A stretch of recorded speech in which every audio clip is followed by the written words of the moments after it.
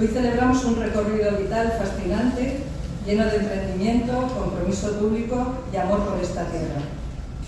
En estas páginas, Luis Acín comparte no solo su trayectoria, sino también una forma de entender la vida marcada por la perseverancia, la creatividad y la coherencia. Es un desnudo literario. Luis Acín traslada su proverbial locuacidad a esta, su ópera prima, para expresarse en distintos géneros. Le invito ahora a Luis Acín a que se acerque al atril y comparta con nosotros la esencia de este libro. Muchas gracias. Dos deseos. Uno, que los afectados de la Plaza Santa Clara puedan volver pronto a sus casas. Y otro deseo es que la peste porcina se pueda controlar porque afecta y mucho a Huesca, a Aragón y a España.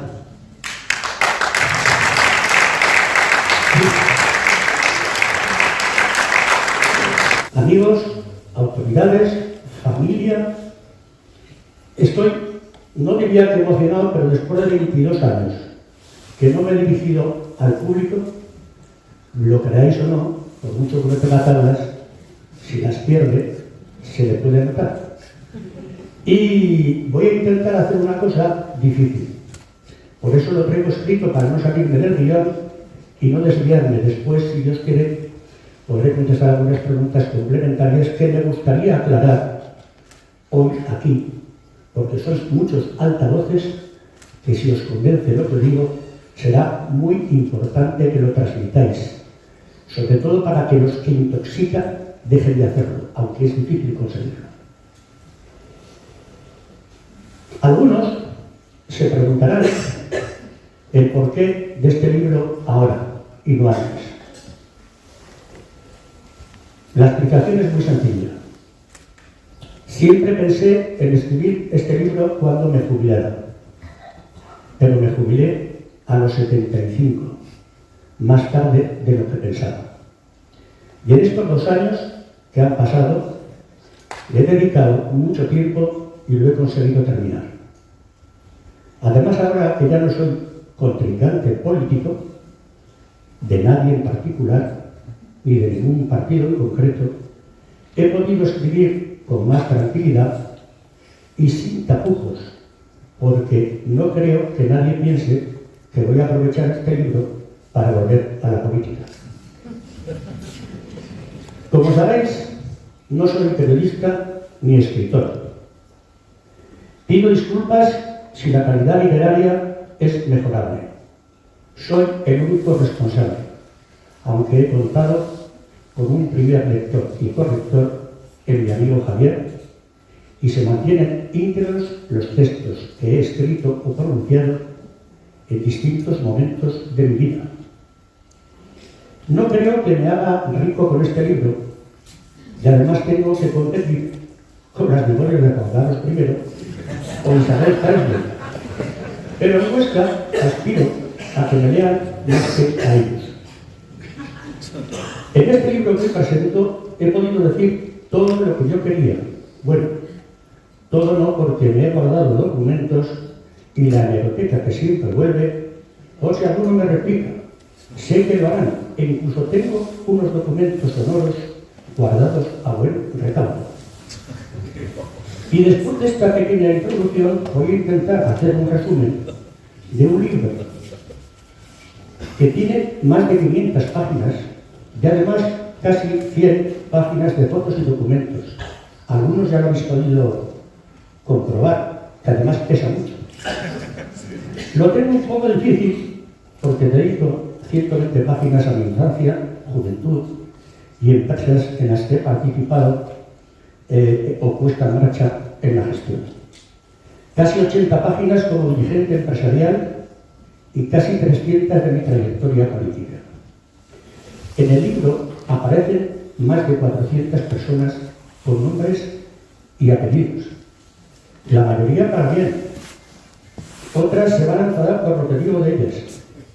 Y algunas se verán aludidas y con eso tengo bastante. Nací en la calle Goya de Huesca en 1948 en casa de mi abuela María, encima de la casa del fumador. Y mi abuela María le dijo a mi madre Pepita, a este perro crío: tuve una infancia feliz, en una familia humilde. La coladora era nuestra bañera el fin de semana. Me imagino que como para algunos.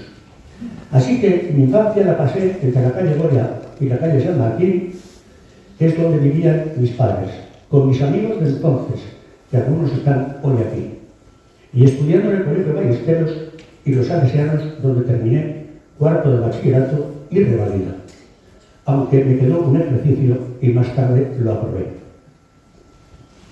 Para ganarme algunas propinas o carricas, repartía prendas de mi tía Marité, que era modista, y chocolates Batanga y cafés en dormitorio a domicilio, que representaba y vendía mi tío Ángel.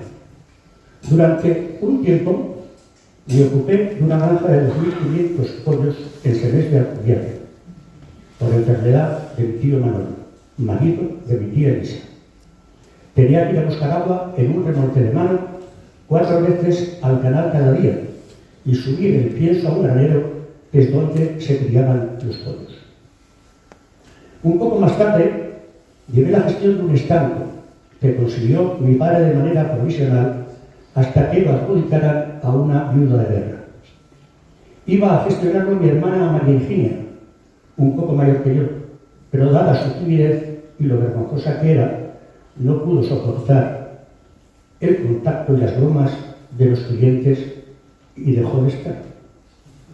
Trabajé en Radio Huesca, de chico para todo, aunque hice algunos pinitos en el micrófono, y empecé a cobrar un sueldo de 733 pesetas al mes, y llegaba a 1.000 pesetas con las horas extras, o sea, 6 euros de hoy al mes aproximadamente. También trabajé un tiempo de ordenanza interino. Mi padre tenía entonces una concesión de cansa en Grañer, con un surtidor de gasolina que atendía mi hermano Fernando, que está por ahí. Y pensando que un día podría perder la concesión, mi padre consiguió una autorización para montar una estación de servicio en Esquelas. Pero faltaban los socios capitalistas, que finalmente fueron los hermanos Rodrigo López, primos de mi madre, en una sociedad que constituyeron a 3 partes iguales. En 1964 se inauguró y en esa época eran 24 horas todos los días del año dando servicio a los demás. Mi hermano Fernando cobraba 4.000 pesetas al mes y mi padre nada hasta que se amortizara la inversión, porque ese fue el acuerdo. Nosotros, Lorenzo, Jesús y yo, mis hermanos, subíamos en verano a ayudar. Y en el verano de 1967 decidimos, a espaldas de mi padre, empezar la construcción de la venta del sotón. Y el 21 de septiembre de 1968 lo inauguramos con nuestra madre en una cocina de 8 metros cuadrados, mi hermano Lorenzo en la barra, mi hermano Jesús atendiendo 7 mesas, y yo en la chimenea haciendo costillas, longaniza y chorizo a la brasa, más de 60 kilos el fin de semana, y desde entonces no como carne de cordero. El menú costaba 125 pesetas. Estaba compuesto por judías con pata, oreja, morro de cerdo y chorizo, 3 costillas, una longaniza y un chorizo, ensalada al centro y postre, y el menú para bodas en 400 pesetas el cubierto. Todos los días, no lo puedo evitar, me acuerdo de mi madre y de mi hermano Lorenzo. Y por supuesto de mi sobrina Ana, única propietaria de la venta del sotón desde el año 2002. Ahora cerrado por diversas vicisitudes que ojalá alguien lo reabriera, porque no se puede perder su fama y reconocimiento en toda España y los premios que le concedieron antes de que en Huesca hubiera estrellas Michelin.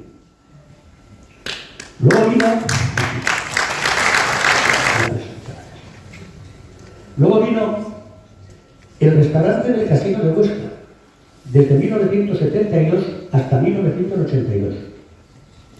Pasamos de 7 mesas en el sotón y sus ampliaciones, que junto con el casino llegamos a dar algún fin de semana 8 horas. cientos de bodas y banquetes que en el caso del Sotón, muchas de las parejas que celebraban la boda lo hicieron después sus hijos y nietos. Hoy, precisamente, nos acompaña la pareja de la primera boda en el Sotón en 1969. Gracias, César y María, por vuestra confianza, siendo unos novatos. Podrán disfrutar con la lectura también de algunos menús y cómo se montaba un banquete con mantel de tela y 3 platos y postre para 2.500 personas en la pista de un polideportivo, en 1984, con 120 camareros y 12 metres, 1 metro por cada 100 personas. Pero lean con atención esta parte, porque creo que se van a entretener y descubrir cosas que no son. También arrendamos y montamos entonces la Cafetería Santiago y el mismo con la Sociedad Deportiva Huesca y otro mismo en Jaca con la Unión Jaquesa. Fuimos empresarios de espectáculos 3 años en 1975, 76 y 77 en el Jardín de Verano Municipal de Huesca, en las fiestas de San Lorenzo. Y por ahí pasaron Ana Belén, Víctor Manuel, Mocedades, Lolita, Fernández Peso y muchos más. Y lean con detenimiento nuestro atrevimiento al contratar a Susana Estrada, pionera del striptease en España, en 1977, y había que ver las reacciones de los asistentes. Luego llegó el balneario de Panticosa en 1982, con un socio capitalista, el Banco de Levante, que terminó en la UBI bancaria al cabo de menos de 1 año de reabrir.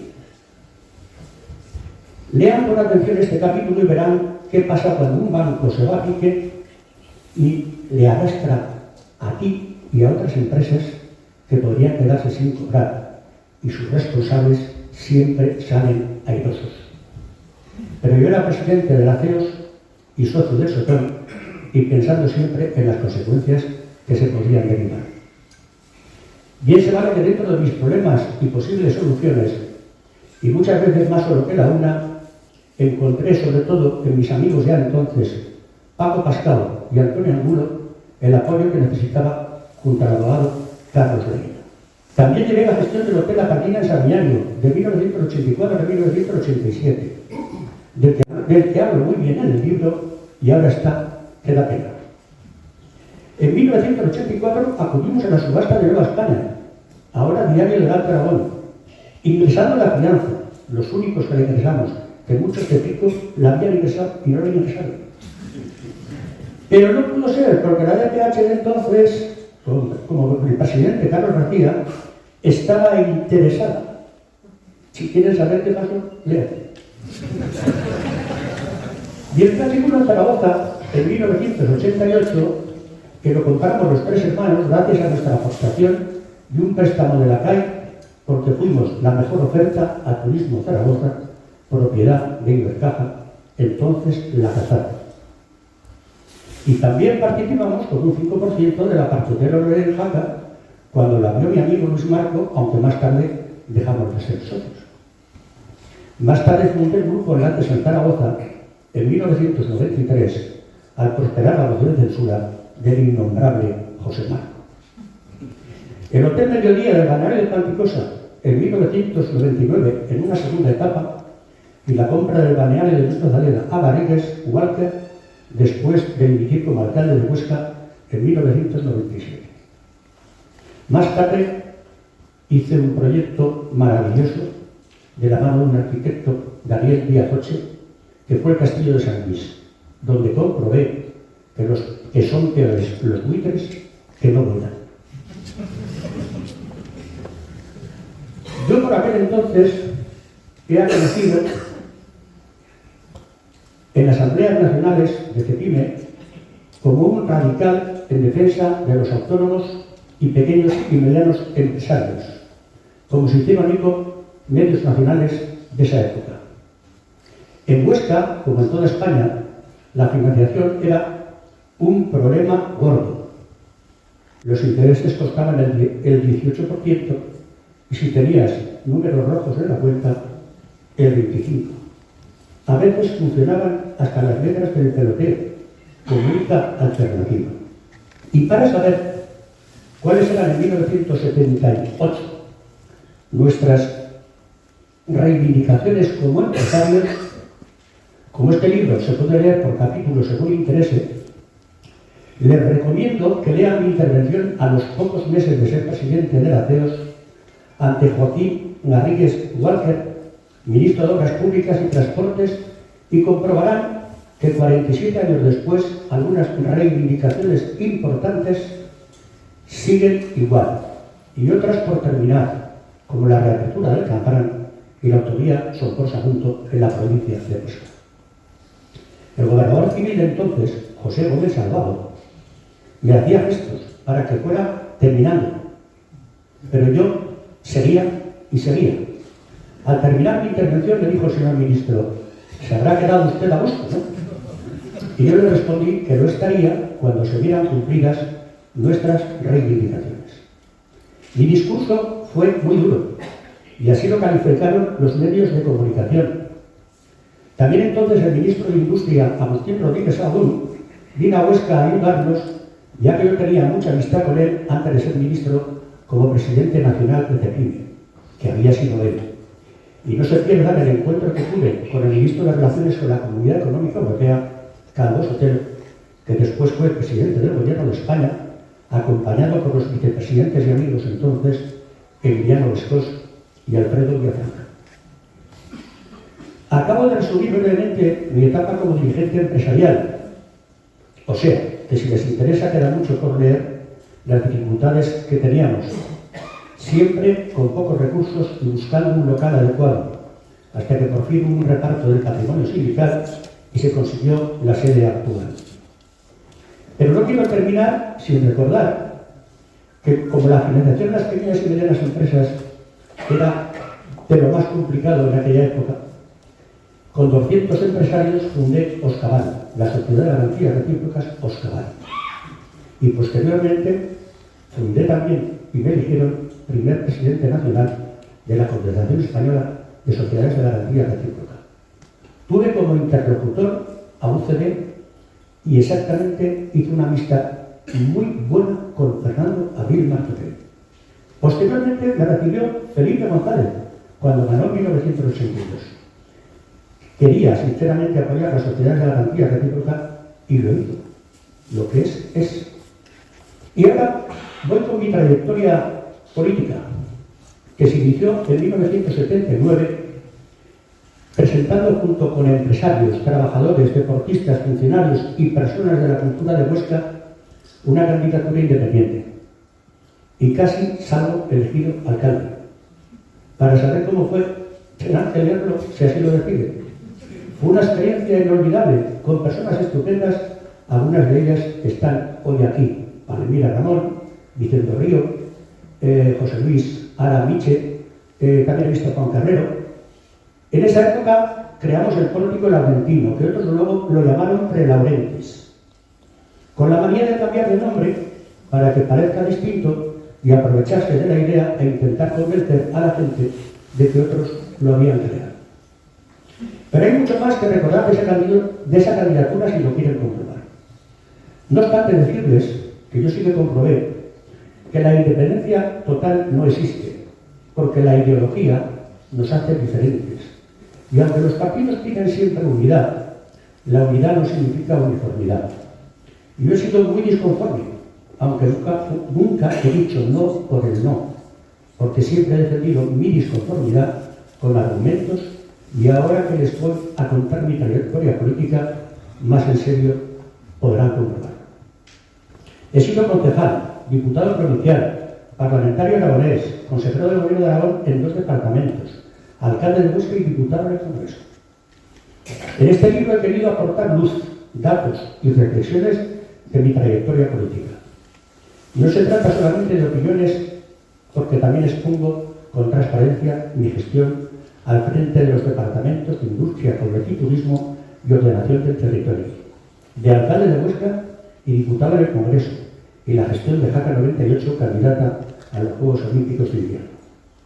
La gestión pública debe ser evaluada, comentada y, cuando sea necesario, criticada. Por eso escribo este libro, para ofrecer mi versión con claridad sin tapujos y sin rencores. Hablar de política es hablar de relaciones humanas. Por eso dedico parte de estas memorias al PSOE de los años 1991 a 1995 por cómo actuó la oposición de José Marco, hasta 1993, y posteriormente Marco, con malas artes, presentó una moción de censura en septiembre, el día 15 de septiembre de 1993, contra Emilio Ulloa, que lo llamaron gomarcazo. Y de la que yo ofrezco aquí una versión inédita hasta hoy, que puede parecer de película, pero fue real. En política, como en la vida, hay que jugar limpio, porque el que juega sucio finalmente lo paga, como le pasó a él. Y en relaciones con altos dirigentes del PAR tras la moción de censura fueron muy duras, a pesar de que yo también era alto dirigente del PAR. Fueron tiempos intensos, con decisiones difíciles y a veces con obstáculos que no venían de la ciudadanía, sino de los propios partidos. A muchos les incomodó mi presencia, mi trabajo y el apoyo que tenía entre las bases. Los celos en política pueden ser muy destructivos y yo los viví en primera persona en el PAR y con el PSOE, por ser tan popular y tener tanto protagonismo. Y no es lo mismo ser popular que populista. Ahora precisamente estamos bien servidos de populistas y populismo, con los que habrá que tener ojo a visor. La envidia y los celos les llevaron a algunos políticos a intentar acabar conmigo. Y mira que lo intentaron, ya lo comprobarán. Pero cuando vieron que siempre salía adelante y me seguían votando, me dejaron de apoyar en muchos proyectos para ver si por fin, siendo alcalde de Huesca, tiraba la toalla. Y al final lo consiguieron. Pero ahora se enterarán de algunas cosas que se pueden volver contra ellos. La respuesta de los ciudadanos fue clara. En las elecciones municipales de 1995, el PAR obtuvo en Huesca conmigo de candidato a la alcaldía los mejores resultados de toda Aragón en las 3 capitales de provincia. Un 30,5% de los votos, un 14,51% más que en Zaragoza y un 20,56% más que Teruel. 6 concejales y apenas 192 votos menos que el Partido Popular en su momento de mayor fortaleza. Sin embargo, el PAR perdió representación en Aragón y en Huesca al Parlamento aragonés a no ser yo cabeza de lista. Perdón el libro de lista. Y en mis memorias explico las razones políticas internas y decisiones que hoy todavía es verdad. Y por eso el PAR empezó su gran carrera hasta ahora. Invito a todos a leer la carta que entregué personalmente a Emilio Ulloa el día 13 de diciembre de 1993, a los pocos meses de la moción de censura, y que ayuda a entender con perspectiva por qué el PAR se encuentra hoy reducido a un solo diputado en las Cortes de Aragón. Y me da pena y rabia. También hablo de mis relaciones con el Partido Popular de Huesca. En un documento interno redactado por Manuel Jiménez Abad, cuando asumió la presidencia del PP en Aragón, titulado Plan de Estrategia Política del Partido Popular para intentar recuperar el gobierno de Aragón con el PAR, y que me entregó, decía lo siguiente: no supimos conservar al único aliado que nos quedaba en el PAR, Luis Azcún, alcalde de Huesca, que acabó dividiendo principalmente por la presión que ejerció el propio PP de Huesca. Pero yo ya no he guardo ningún rencor ni a unos ni a otros. Eso pasó hace ya 28 años. ¿Y cuánto ganó el PP en Huesca cuando fue elegido presidente Antonio Torres? Seguro que lo que pasó conmigo entonces, con el PP de Huesca, de él no hubiera pasado. Y finalmente, de la mano de Santiago Lanzuela, que siempre me pidió, tras mi división de alcalde de Huesca, que debería volver a la política, fui elegido diputado en el Congreso, dando la vuelta a las encuestas, que no hacía Tezanos. Eran encuestas del PP, y le daban 2 diputados al PSOE y 1 al PP. Y le dimos la vuelta a esas encuestas y conseguimos 2 del PP y 1 del PSOE. Más adelante, fui el único diputado que dimitió por la guerra de Irak, y lo trasladé a la opinión pública a través de un escrito que presenté en el registro del Congreso. y un comunicado para todos los medios con la agencia EFE que decía que no había declaraciones, y lo he cumplido hasta ahora. Cuando se quiere estar callado, se puede, como lo he demostrado yo durante 22 años. Me podía haber hecho muy popular un tiempo a nivel nacional con algunas declaraciones y tertulias que me ofrecieron porque pretendían muchos que criticaran al Partido Popular. Y ni antes ni ahora voy a hacerlo, porque entendí que fue una decisión equivocada a nivel personal de José María Aguilar y mi conciencia dijo no. Así se escribe la historia. Lo digo porque está escrito, porque es parte de la historia, porque la ciudadanía merece conocerla. Ojalá todos los expresidentes del gobierno de Aragón y los alcaldes de Huesca que me precedieron hubieran escrito o escribieran todas sus memorias. Sería un ejercicio de transparencia y una herramienta para comprender mejor el pasado reciente. Presidente Iglesias, alcaldesa Ana Ros y alcalde Luis Felipe, todavía estáis aquí. Comparar gestiones, conocer decisiones y poder entender aciertos y errores enriquecería nuestra democracia. En cuanto a José Marco, de él ya me ocupo yo en mi libro. Vivimos tiempos en los que la historia se estudia poco y se olvida deprisa. Por eso es más necesario que nunca dejar testimonio escrito. Sin memoria perdemos raíces y sin raíces perdemos identidad. Quienes hemos ocupado cargos públicos tenemos la obligación moral de explicar lo que hicimos, por qué lo hicimos y qué aprendimos. Yo he cumplido con esa responsabilidad. Como dice Manuel Campo Vidal en el prólogo, estas memorias no son solo una biografía, son una radiografía. Una radiografía de una época, de una forma de entender la política y de un compromiso con Huesca y con Aragón que siempre estuvo y sigue estando muy por encima de cualquier interés personal. Muchísimas gracias.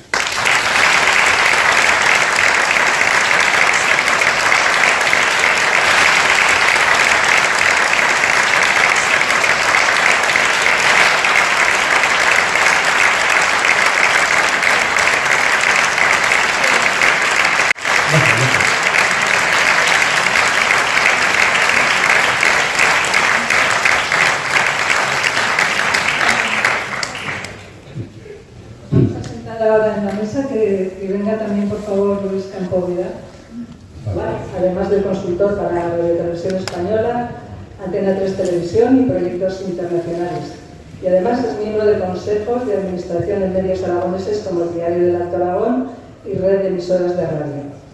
Fue director del dossier técnico de Jaca 98 y redactor junto con Baltasar Maro del proyecto de la televisión de Aragón. Como realizador audiovisual ha dirigido documentales sobre el Fútbol Club Barcelona, Auni Llullol y otros temas culturales con distribución internacional. Es autor además de 10 libros publicados y actualmente administra Sages S.p.A. Limitada, una empresa de consultoría en televisión y telecomunicaciones.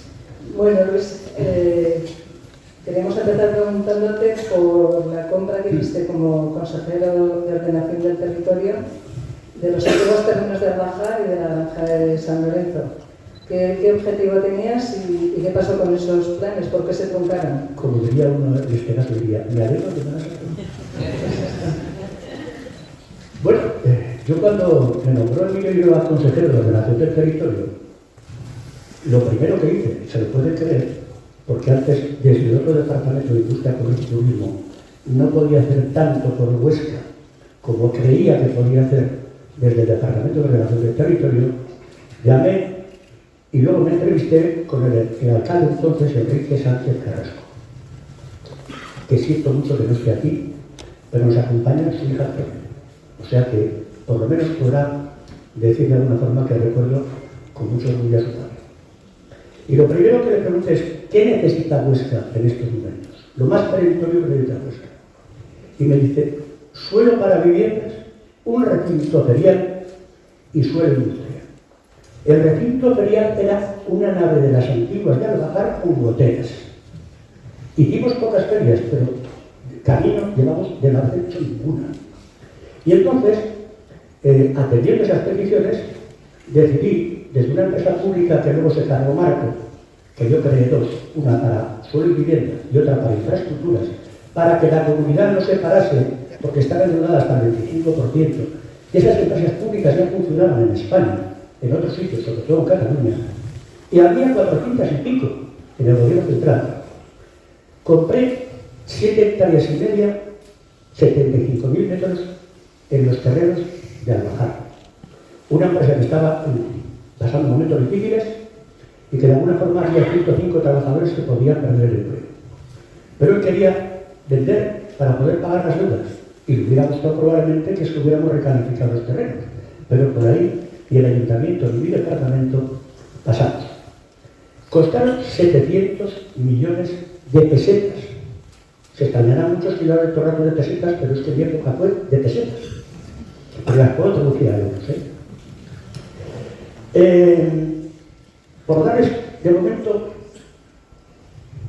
una comparación con la granja San Lorenzo, si esto fue en febrero la compra de Bajar de 1992, en noviembre de 1992 compré la granja de San Lorenzo para recinto ferial y parque empresarial, con 78.754 metros, por 500 millones de pesetas. La calificación era de suelo urbano para uso industrial, que hubo un nefasto periodista que dijo que era un terreno de rústico. Y un concejal hizo un comentario cuando la compré, de acuerdo con la alcalde de Huesca, que tengo las cartas aquí, en el libro. Y un concejal del Ayuntamiento de Huesca, del PP, que falleció, y voluntariamente metió la pata. Porque dijo, pues pasa, yo me lo he ofrecido por 300. ¿Y qué pasa? Se aclaró, pero el periodista era, no sé si debe seguir siendo, porque si no sigue siendo así, que bien para todos. El periodista, sin más ni más, la finca de la fin costaba 200 millones menos. O sea, ya no la cosa, 200 millones menos. Se aclaró, pero él no hizo ninguna rectificación. Con lo cual, se montó un cierto follón que precisamente lo aprovechó José Marco como una de las cuestiones que argumentaba para hacer la moción de censura. Como tantas otras que se inventó así de mal. Y partiendo de esa base, tengo que decir dos cosas muy concretas. Los suelos de Albajar dieron para 630 viviendas. Y del solar que le correspondió al Ayuntamiento de Huesca, ingresó 3.005.000 euros, 500 millones de pesetas, que yo no me he enterado hasta hace poco, cuando empecé a escribir el libro. Debió que no tenía que ser noticia, probablemente, porque tendría que haber dicho quién compró los terrenos. Claro, la gente a veces se olvida y no lo quiere recordar. Pero está claro que no solamente cobró eso el Ayuntamiento de Huesca y le vino bien a mi buen amigo también Fernando Albó, alcalde de Huesca, sino que el gobierno de Aragón percibió casi 9 millones de euros. Con lo cual, juntando todas las subastas, fueron 2.000 millones de pesetas. Pero la granja de San Lorenzo no tuvo fin, porque vino Marco, se cargó la empresa pública y se cargó el proyecto. Pero el proyecto que estaba previsto en la granja San Lorenzo era un pabellón de 3.000 metros, con 15 metros de altura, con un ganaderío desmontable, con 2 naves translúcidas para Pirineos Jardín, con un chalet de allí de 664 metros, no sé si estará luego la de eso, y piscina, servicios, 498 apartamentos, pero no vio la luz. Había presupuestados en la empresa pública 1.000 millones de pesetas para hacer ese proyecto. Y ahora me pregunto, yo reclamé 3 veces al gobierno para el PP del que yo procedía que trasladaran y traspasaran esos suelos todos al ayuntamiento cuando fui alcalde. ¿Por qué? Porque si estaban en manos del Ayuntamiento de Huesca, que están más cerca del problema, con 2.000 millones de pesetas podías llevar adelante el proyecto de la granja San Lorenzo, y además te quedaban 1.000 millones para inversiones, que cuando yo llegué de alcalde había 150 millones de pesetas para invertir. ¿Qué es eso? 150 millones, aunque fuera entonces. Conclusión, señores, que las 630 viviendas están allí yo estoy muy contento, a pesar de no haberlas podido desarrollar en mi época, porque gracias a que uno ejemplo y otra nunca. Lo que pasa es que yo pienso que el que alumbra se acuerda de quién es el padre, en la mayoría de los casos. Pero yo no me he enterado de que realmente alguien haya citado quién fue el padre de aquello. Pero ¿qué es eso? ¿Verdad? Bueno, pues dicho eso, no me quiero extender más con este tema porque faltan muchas preguntas, me imagino. Bueno, de otros proyectos has sido padre y sí que se han llevado a buen término. Cuando eras alcalde, por ejemplo, de la ciudad, ¿de qué te sientes más orgulloso? De lo que más me siento orgulloso es, no sé si habrá aquí alguien de la Asociación de Padres de Alumnos, es de haber conseguido para Huesca el Conservatorio Profesional de Música, porque fue un ejemplo del consenso de todas las fuerzas políticas. El PP, el PAN, el PSOE, Izquierda Unida y la Junta, todos a una, se creó una comisión, nos movimos muchísimo, había quedado un tiempo récord, conseguimos de Santiago de la Fuera, después de pasar por el Ministerio, la autorización y con 305 millones de inversión dio la luz el hoy Conservatorio Profesional de Música de Huesca, que probablemente algunos tampoco saben quién lo hizo. Se cagaron de fiesta y se marchó pronto, no hizo nada. Pues algo. Y también tengo que recordar, porque esto es historia también, el legado de Blas, que aquí suele hablar muchas veces, prácticamente se perdía la fecha en el 96 en que, no habiendo encontrado un sitio adecuado para su ubicación, tenía derecho el pintor a decir, el legado es mío, me lo dejo. Y nada más llegar, me encuentro con ese problema y de mutuo acuerdo compré la finca donde ahora está el CEDAR. Pero también tengo que decir una cosa. Yo firmé con el consejero Bielsa, entonces, del Partido Popular, y lo recoge el libro, un preacuerdo, un protocolo, para que fuera el germen del Museo de Arte Contemporáneo. Y no sé mucho de cultura, pero he aprendido de todo un poco. Y creo que el CEDAR no es un museo de arte contemporáneo. Yo tenía 150 millones para gastar, pero costó más de 4 millones y pico. ¿Y quieren que les diga una cosa? Se inauguró y no me invitaron. Entré en Google un día a ver qué había pasado. Y dije, han pasado aquí de tal año al 2000, por un alcalde y otro. Y yo no estaba al alcalde. Es que es curioso, si no escribes la historia, te la escriben. Sí, de mí.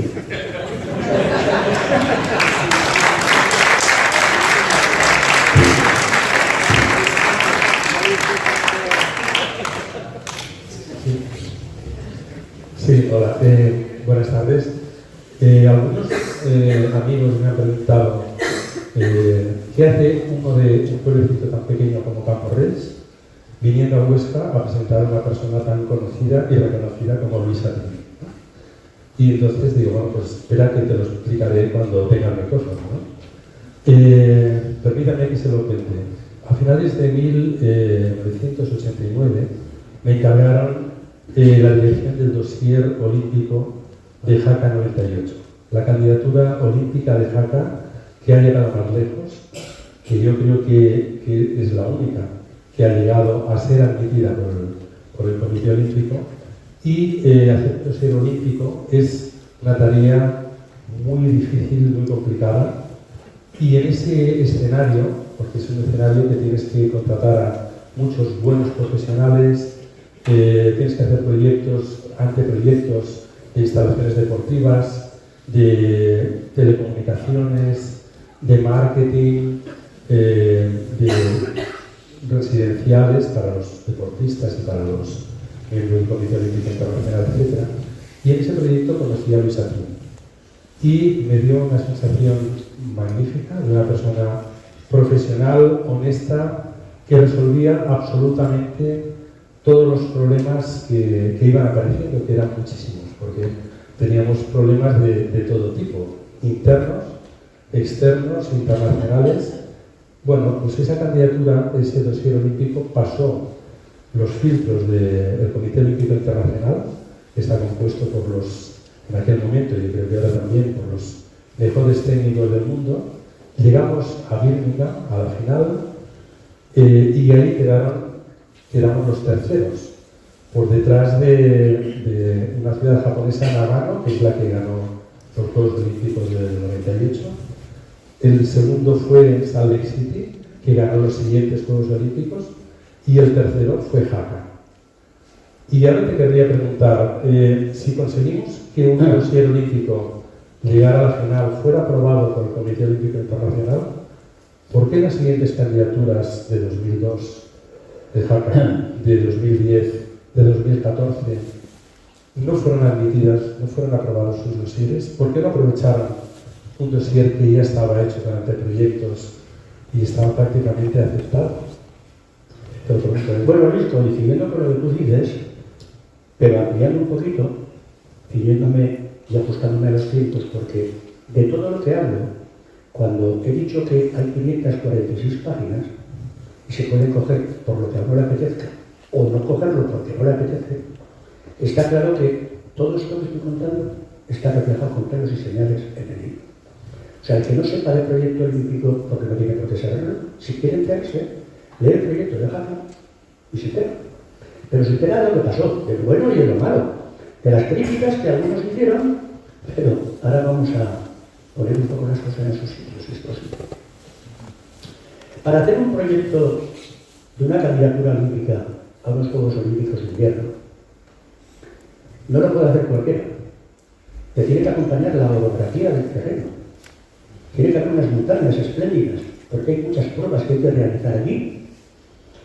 Y en base a eso, se nos ocurrió preparar un proyecto con unas características basadas en la concentración, porque Juan Antonio Samarán, presidente del Comité Olímpico Internacional, nos envió un técnico a revisar de alguna forma el territorio y dice: si ustedes lo hacen en 25 kilómetros, pueden tener buena acogida en el mundo del olimpismo. Y preciosos, nosotros habíamos previsto que estuviera Cananchú, Astúriz, Rigal, Antiguos y Cerler. Pero Cerler se quedaba fuera. Pero no obstante, pusimos en marcha, el presidente, que ahora me ha ganado años luz, la primera innovación artificial en las 5 estaciones de esquí, también en Cerler, aunque no participara en el proyecto. O sea, gastamos 2.500 millones, invertimos, no gastamos. Y además que hicimos el aeródromo deportivo de Santa Cecilia. Porque al Comité Olímpico Internacional no se puede ir con un vídeo bonito, con decir ya le diré, ya le hablaré, pero si no las con realidades poco a poco se esfuman las aspiraciones, porque no son tontos los miembros del Comité Olímpico Internacional. En esa época eran 92, 51 pasaron por Jaca, más de la mitad casi, 51, de todo el mundo, batimos casi un récord. Y el día 15 de junio de 1991, como dice Luis, estábamos ahí, en la final. Muchos que no se habían apuntado, ya les digo yo que se apuntaron porque hicimos 2 vuelos charter allí, bueno, con un avión, pues algunos que no habían estado a favor del proyecto, vamos a pasar 2 días aquí. Pero en fin, dimos imagen de unidad. Pero es cierto que en la primera votación, Nagano, Japón, tuvo 21 votos, Jaca 19. Salt Lake City y Aosta empataron y quedó fuera Austria. En la siguiente desempataron Salt Lake City y Aosta y se retiró Aosta. Y en la tercera votación, compitiendo con Japón y con Estados Unidos, Jaca, Huesca, Aragón y España, porque esto era así, nos quedamos los terceros. Porque el mundo del olimpismo también son bloques. Y votan en función de compromiso, no digo como la Eurovisión, esto es distinto, ¿vale? Y partiendo de esa base, un proyecto olímpico primero empieza porque sea una ciudad candidata y contar con el alcalde, con Amada Badía, que contamos entonces. En segundo lugar, hay que contar con el Comité Olímpico Español que presidía Carlos Ferrer Sadá, que yo conocía de mi época de dirigente empresarial.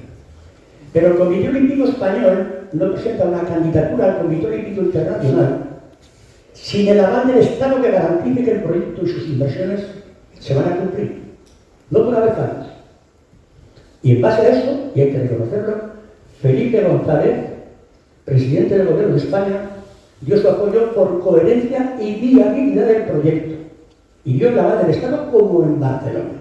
Y lo que es justo hay que decirlo siempre, porque si no dices lo bueno, no te puedo invitar simplemente a criticarlo más. Adiós, somos estrategas lo que tenemos, ¿no? Conclusión. Todo eso supuso, lógicamente, pues que surgieran en la candidatura y en los inicios algunos problemas de protagonismo.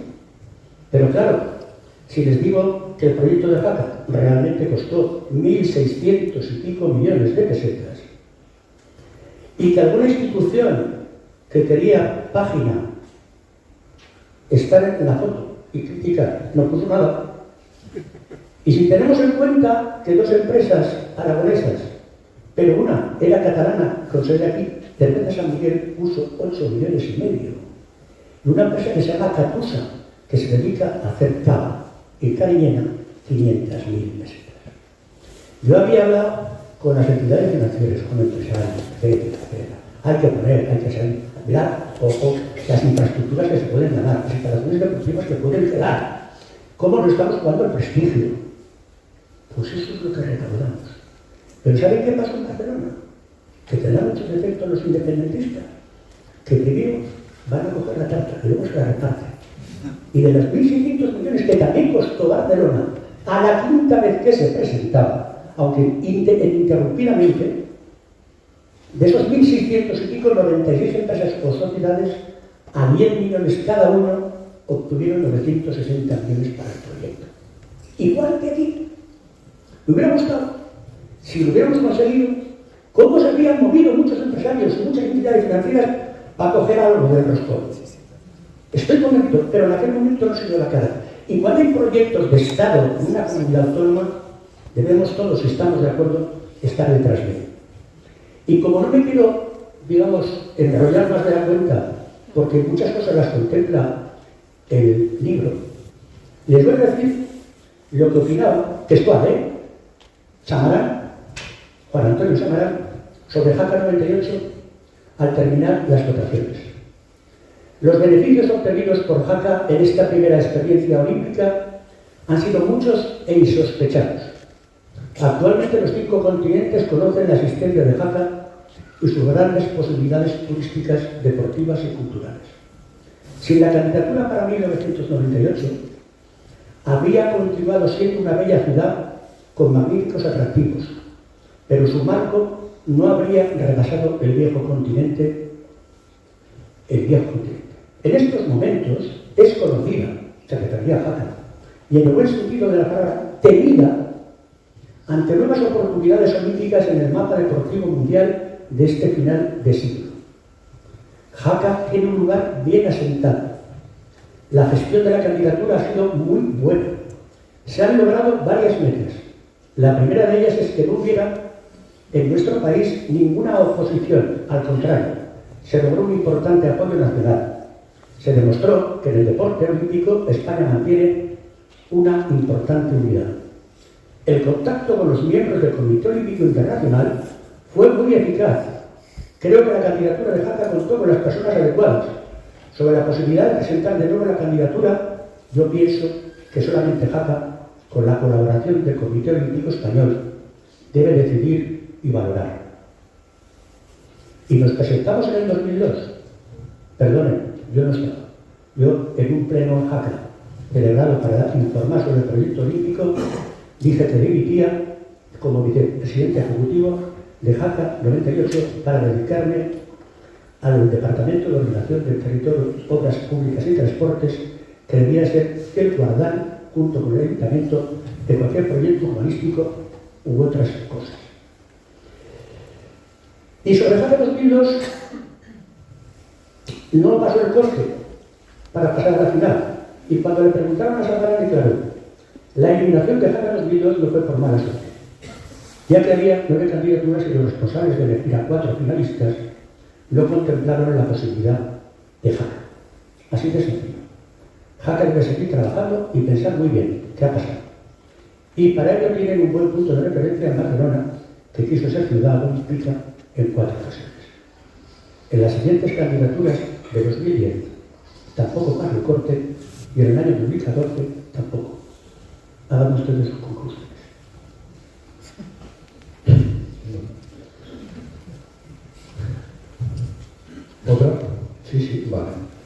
Hay una noticia inédita en el libro relacionada con la moción de censura de 1993 de Marco Airoa.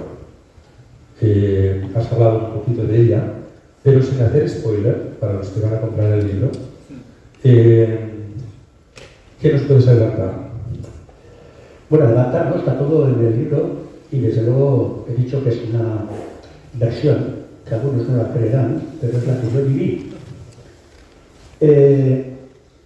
Cuando empezó a gobernar el Eiroa, y de alguna forma yo era con él, consejero de Ordenación del Territorio, empezamos a cambiar de chip y demostrar que estábamos por el diálogo y el acuerdo.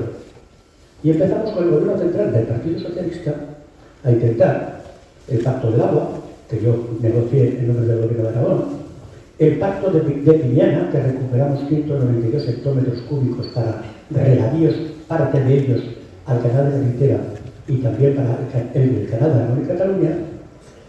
Hicimos un primer convenio para iniciar la autovía Villanueva-Nuevo, que era el primer tramo, que costaba 18.000 millones de pesetas, con Borrell, que nos costó un año cerrar el acuerdo. Un año cerrarlo. Está por fechas en el libro, por fechas y por publicaciones. Pero como Marco iba a Madrid a impedir y no a pedir, y estaba celoso de ese tipo de operaciones, indudablemente, pues, de alguna forma, se fueron generando situaciones que no gustaban para nada, y el señor Marco, aprovechando una cuestión que quiero tratarla con cariño, que además de decir que había sido un derroche las cuentas de Paca, que el pabellón de Aragones de la Expo, los 92 costó no sé cuánto dinero, que había 21.000 millones sin justificar, etcétera, etcétera, etcétera.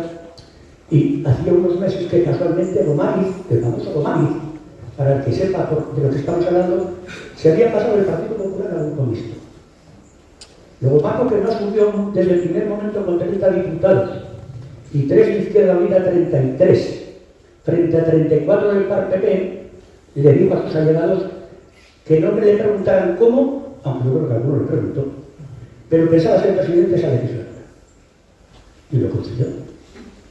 Lo consiguió porque con todo lo que he dicho antes, generando un caldo de cultivo, surge que firmamos un convenio con Antena 3 Televisión el día 2 de julio de 1993. Con Antena 3 Televisión. Había un edificio de la televisión construido, no había acuerdo con las fuerzas políticas de entonces para ponerlo en marcha, y pensamos que podía hacerse un convenio para dedicar unas horas directamente a la comunidad. Indudablemente el Heraldo de Aragón se sintió con razón, agredido en la posible cuenta de resultados. Y entonces inició una campaña brutal contra el gobierno de Aragón, especialmente contra Eiroa, Bien y Ací, con titulares tremendos. Voy a decir una cosa que dice el libro. Nosotros siempre dijimos a Antena 3 Televisión que intentar por todos los medios pactar con el Heraldo. Y les puedo asegurar con una carta que figura aquí, inédita porque no se publicó, que fueron a ver al director del Heraldo de entonces, el presidente de Antena 3, Antonio Asensio, el consejero delegado Javier Jimeno y el director general Manuel Campo Vidal, hermano de este señor. Y salieron como entraron. Pero estaban en su perfecto derecho. Yo estoy convencido que con la dirección actual y con Antonio Yarza, que tu hermano lo conoció, eso no hubiera pasado. Pero pasó. Entonces, le vino como anillo al dedo a Marco. Hombre, yo tengo todo esto que es un lío, pero ahora el Heraldo de Aragón resulta que se va a meter con el gobierno, por el convenio de televisión. Tengo que presentar una moción de censura. Ahora sí que tengo que presentar. Y entonces, bueno, hubo muchos movimientos. Y en la segunda quincena del mes de julio, Gomariz, con su cuñadísimo Rafael Casas, pidieron ver a Emilio Eiroa.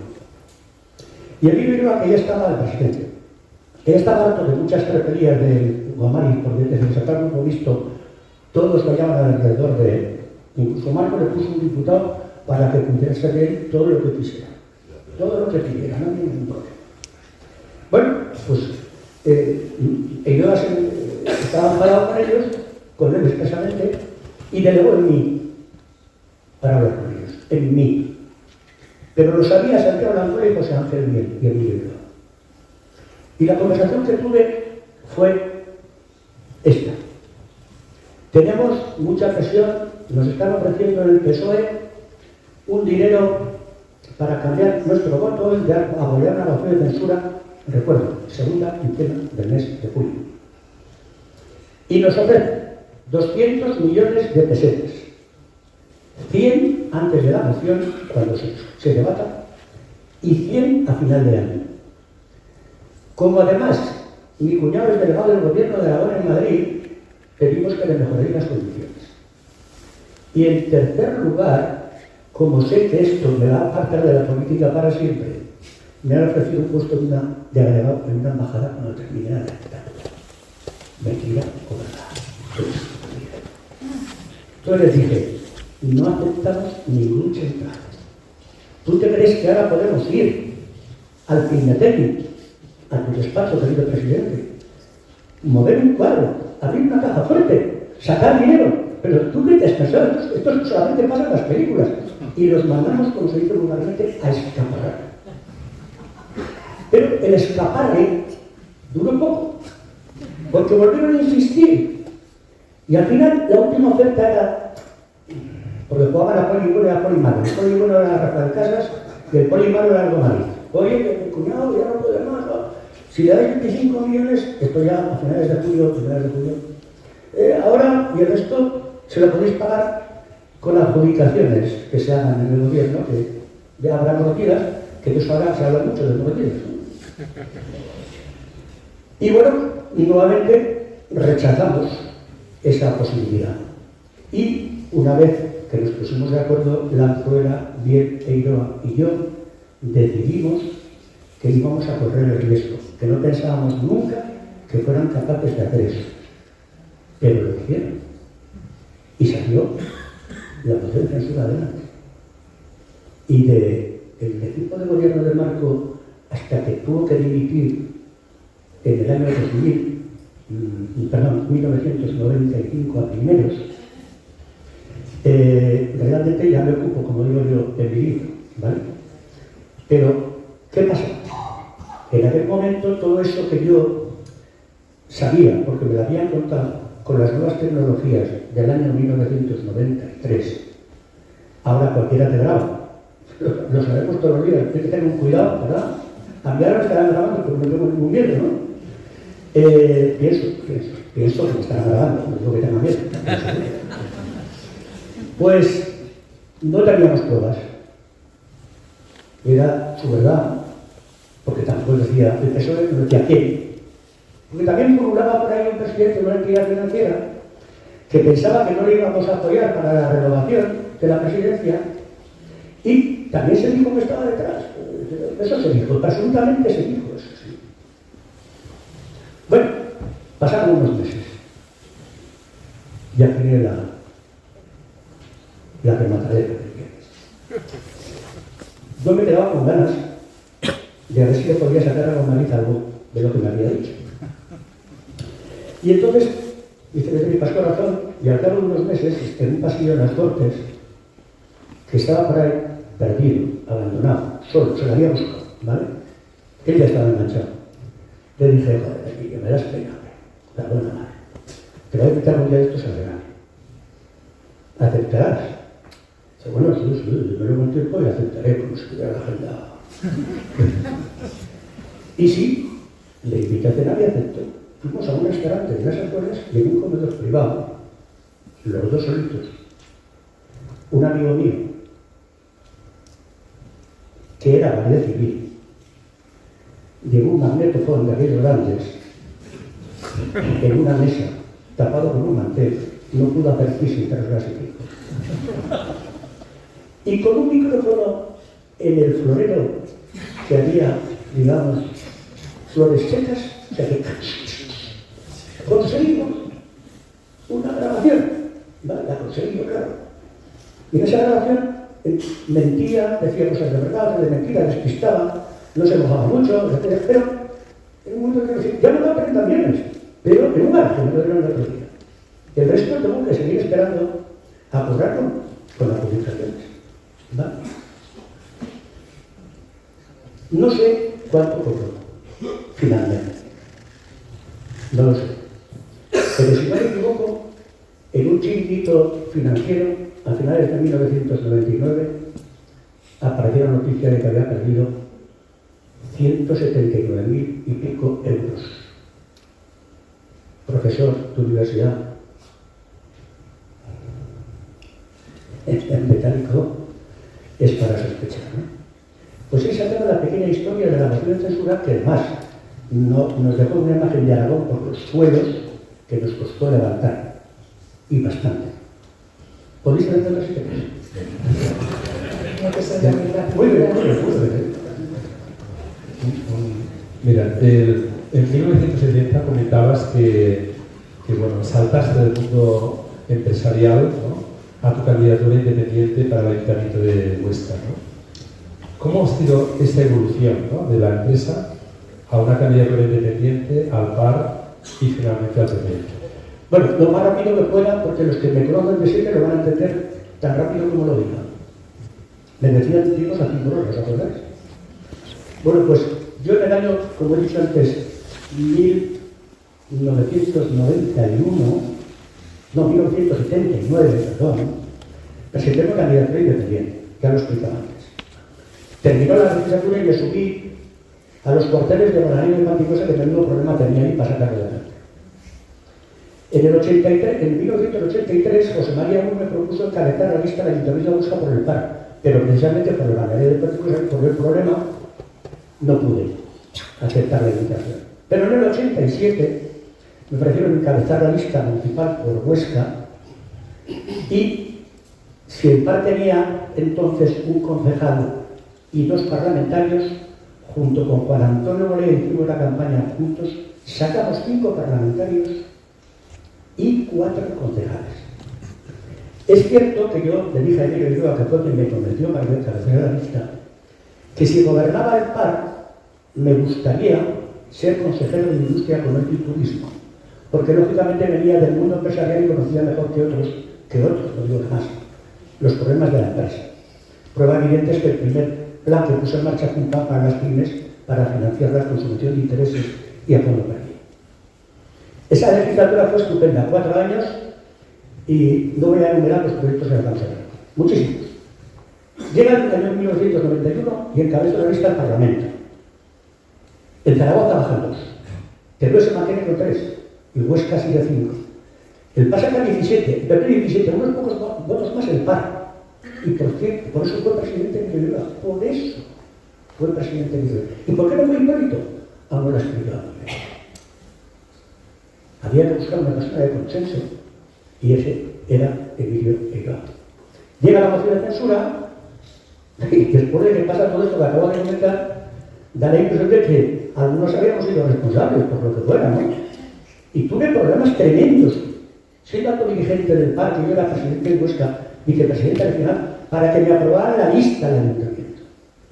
Y el comité intercomarcal, que aquí estaba entonces ahí enfrente, el presidente del comité intercomarcal, en mi ausencia, votaron que encabezara la lista al Parlamento aragonés también, pero no lo permitieron.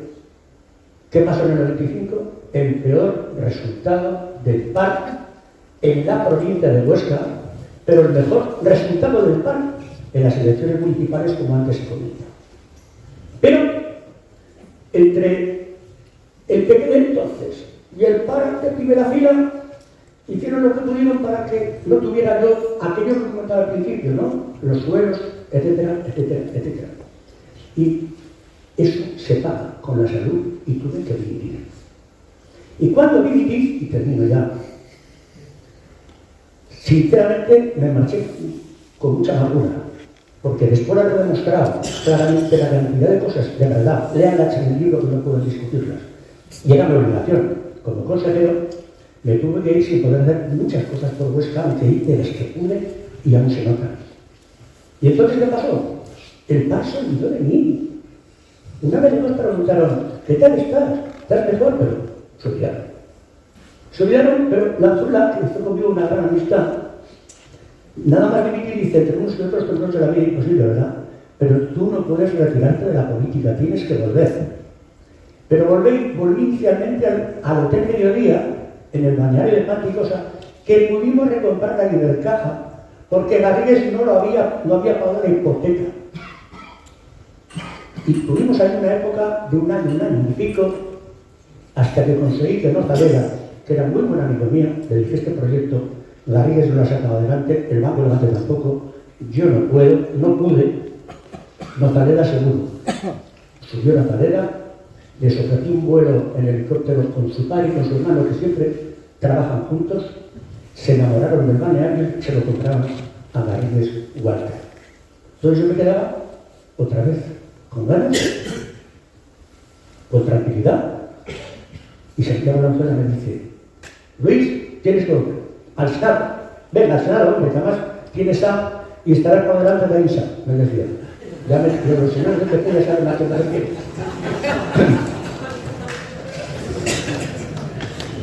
Pero encargué unas encuestas nuevamente que no eran de tezanos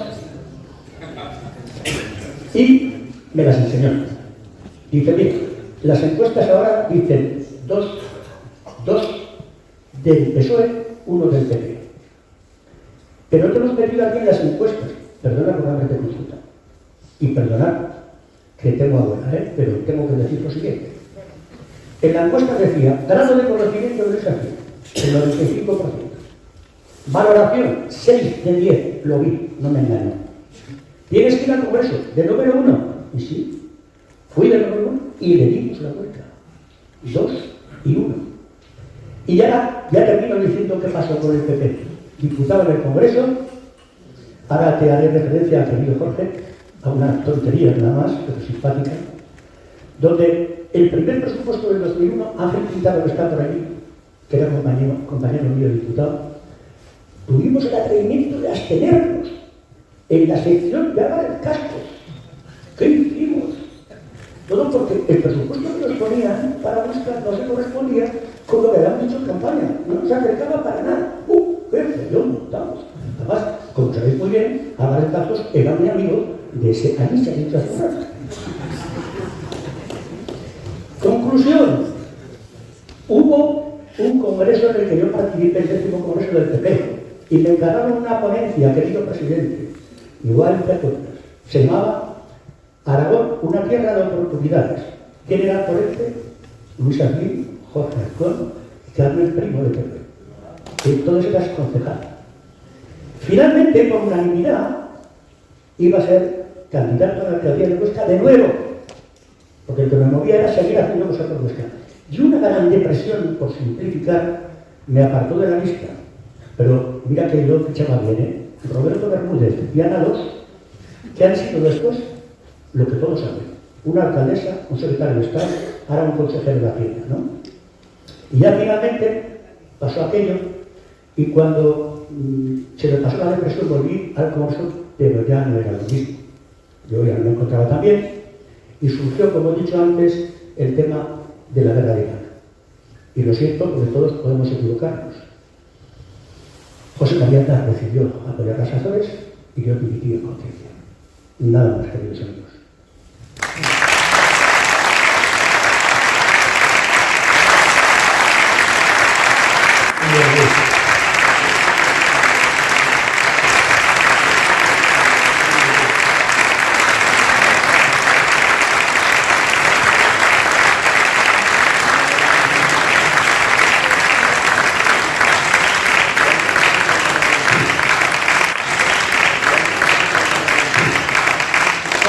Muchísimas gracias, ¿verdad?